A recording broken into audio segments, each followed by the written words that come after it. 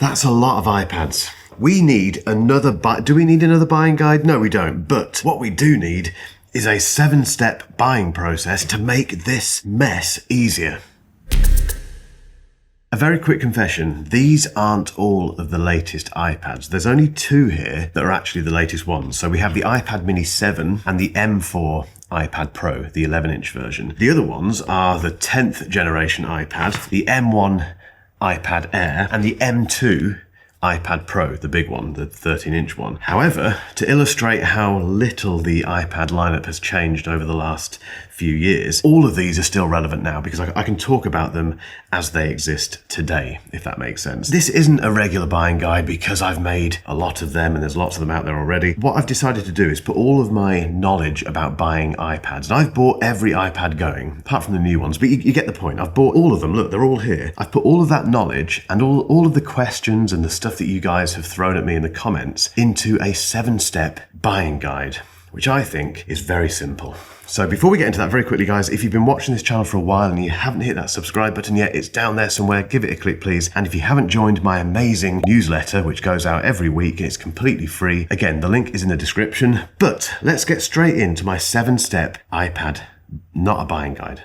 Before we continue, just a very quick word from today's sponsor, which is Moth, who once again have created an iPad case that isn't just an iPad case. If you're looking for an iPad case that keeps up with your workflow, the brand new Moth Dynamic Folio is seriously impressive. It's not just a stand, it's a fully adjustable setup designed for work, creativity, and entertainment. Traditional iPad stands are often too bulky or too heavy to carry around every day. This one isn't. It's available for the M4 iPad Pro and the iPad mini, and it's super slim, it's one piece, and it has you covered. The Dynamic Folio provides 4 modes. Theatre mode, which elevates your viewing experience for hands-free entertainment. Creativity mode, which offers the perfect angle for sketching or note-taking. Plus, there's even a convenient slot to keep your phone nearby when multitasking. Browsing mode, which provides comfortable hands-free setup for reading and organizing notes. And writing mode, which ensures a stable, ergonomic typing experience anywhere. Its lightweight fiberglass and origami-inspired design allows it to fold completely flat for easy travel. And there's even a modular add-on for Apple Pencil storage and protection, which magnetically attaches when you need it. If you want an awesome flexible iPad case that adapts to your day, check out the Moth Dynamic Folio in the link below.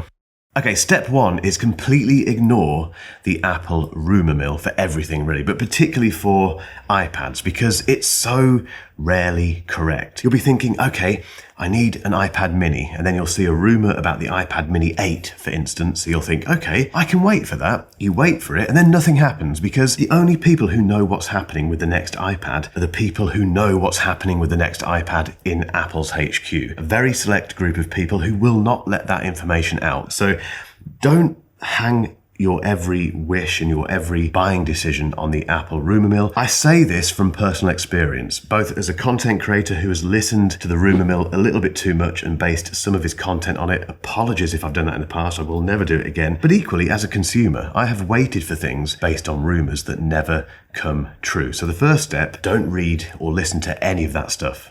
Step 2 is set your budget, and you need 2 numbers here. The first number is the number that you want to spend. It's the amount that you're comfortable spending and you won't worry about too much. That's the one really that you should aim for. However, the second number that you need at the back of your mind is what I call the stretch budget. I always have this. If I'm buying a new iPad, a new Mac, a new anything, I have those 2 numbers because there's no unwelcome surprises, or there's less debating when you see something and you think, oh, it's if I want that feature or if I want that model, it takes me above my budget because you've got that stretch budget. And if that model that is above the one that is your ideal spend, you've got a number in mind that you don't mind pushing to a little bit. So have those 2 numbers, write them down somewhere, and just keep that and stick to those 2 numbers basically. I can't tell you what those numbers are, but they will dictate everything from this point forwards.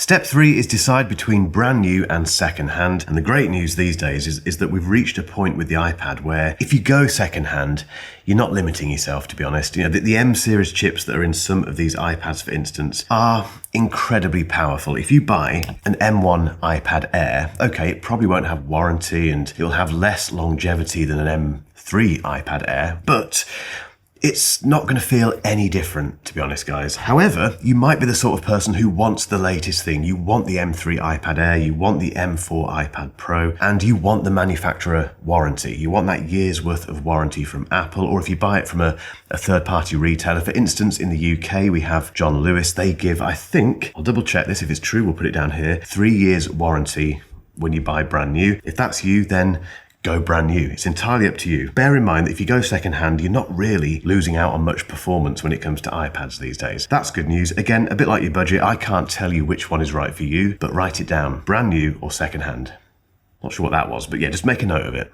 Number 4 is consider your use case. This is incredibly important. For instance, if you're just getting an iPad to watch movies on and just use for it as a consumption device for, browsing the web and that sort of stuff, then if you're buying brand new, I would get the entry-level iPad. It makes perfect sense. Or if you're going secondhand, get the 10th generation iPad, which is pretty much the same thing. My choice for consumption, personally, is the iPad mini because it's the best all-rounder for a lot of stuff like that. If you want to use your iPad for productivity, so if it's going to be potentially a laptop replacement, for instance, I'd go big. I would get either the iPad Pro, the 13-inch, or the 13-inch iPad Air, and pair that with either a Magic Keyboard from Apple or, a little bit cheaper, this, which is the detachable Logitech Combo Touch. That's a very good option. But if you go Pro or Air, doesn't matter. I mean, I'll come on to the Pro thing later, but productivity, laptop replacement, get the big display. You might have a very specific use case as well. For instance, pilots love this thing. Regardless of the iPad 7 update, which some people weren't very impressed with, people who fly planes, which isn't me, obviously, use these. So if you've got a very specific use case which demands a very specific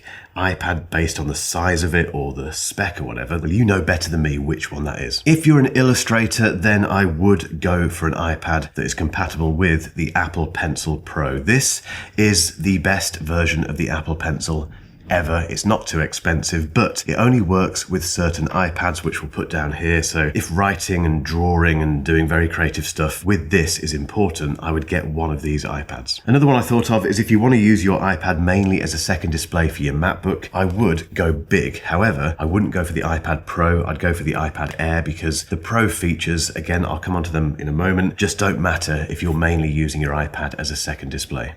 Step 5 is kind of linked to step 4, to be honest, but it's worth talking about in isolation because it's quite a big decision, literally. It's the size of the display that you go for. So the iPad mini has this lovely display here, which isn't very big, and for some reason you can see me on it, brilliant. Then we have the regular sized iPad, which kind of comes with the entry level or the 10th generation, and the iPad Air 11-inch, and the 11-inch iPad Pro. They're all kind of regular iPad size. It's the size that the iPad has always been, to be honest.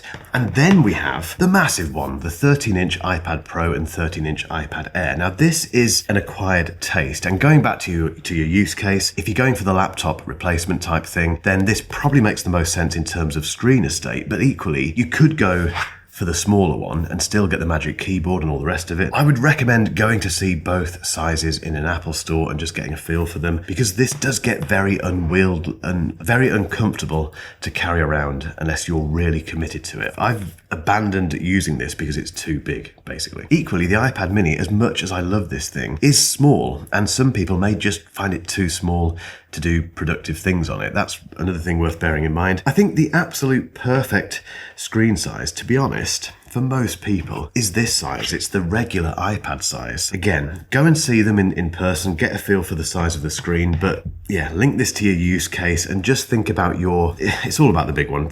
You might be really tempted to get the big one because it's very impressive. That display is lovely. When you first see that huge 13-inch display on the iPad Air or iPad Pro, you will be tempted, but think very carefully, please.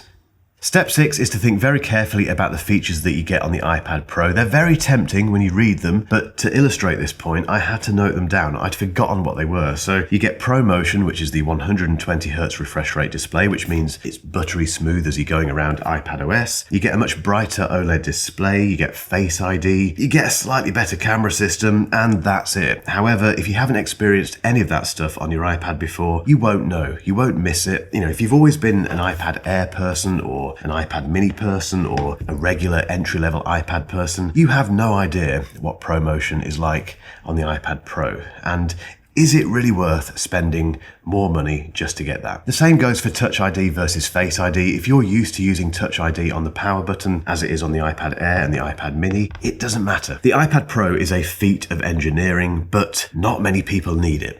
Step 7 is a reminder. It's do not go and check those Apple rumor sites. I know you've been thinking about it since I said that at the start of this video. Trust me, don't do it. The reason for that, well, there's 2 reasons. 1, if you follow this 7-step buying process, you'll end up with an iPad that you love. You just will. You won't think about what's coming next. And 2, that iPad will last you years. This is a problem for Apple. They can't resell iPads to people who have bought iPads previously quick enough because they last for so long. That's their problem. That is not our problem. You and I, consumers, we get these things and we use them for a long time. So that's good news. It's over to you now, guys. I want to know which iPad you're going for based on this 7-step buying process. Are you going for the iPad Mini? Are you going for the big one? Are you going for the Air? Are you going for the entry level? Are you going new? Are you going secondhand? Get involved in the comments, please. It makes a massive difference to my future buying guides as well. I do read your comments and I put that knowledge into what I do in the future, so it's massively appreciated. But yeah, get involved in the comments. And remember, guys, if you haven't hit that subscribe button yet, you know where it is. See you in the next one.